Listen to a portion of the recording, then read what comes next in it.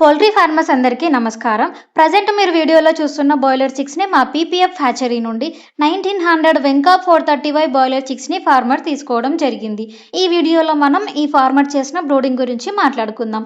ముందుగా చెప్పాలి అంటే రౌండ్ పార్టిషన్ వైజ్గా బ్రూడింగ్ని అయితే చాలా బాగా చేశారు. బ్రూడింగ్ని ఎప్పుడు 500 to 1000 చిక్స్కి ఒక బ్రూడింగ్ని రౌండ్ షేప్లో కానీ స్క్వేర్ షేప్లో కానీ చేసుకోవాలి. వీడియోలో గమనిస్తున్నట్లయితే ఈ ఫార్మర్ బ్రూడింగ్లో ఫీడర్స్ పెట్టకుండా ఫీడ్ని పేపర్ పైన వేశారు.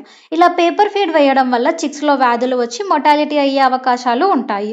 పేపర్ పైన ఫీడ్ వేయడం వల్ల చిక్స్ ఫీడ్ మంచిగా తీసుకుంటాయి అని రైతులు భావిస్తారు.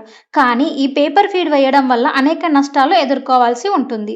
ఫీడ్ వేస్టేజ్ ఎక్కువగా అవ్వడం మరియు చిక్స్ వేసే లీటర్ ఫీడ్ పైన పడుతుంది. మళ్ళీ అదే ఫీడ్ని చిక్స్ తినడం వల్ల చిక్స్లో వ్యాధులు వస్తాయి. దీంతో మొటాలిటీ పెరిగి లాభాలు తగ్గుతాయి.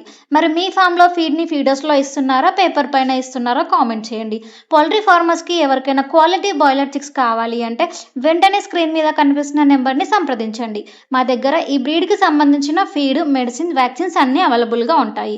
అలాగే కొత్తగా బాయిలర్ ఫార్మింగ్ చేసే వాళ్ళకి మా దగ్గర మా పీపీఎఫ్ క్వాలిటీ మీకు బాయిలర్ ఫార్మింగ్కి సంబంధించిన కంప్లీట్ గైడెన్స్ ఇస్తారు.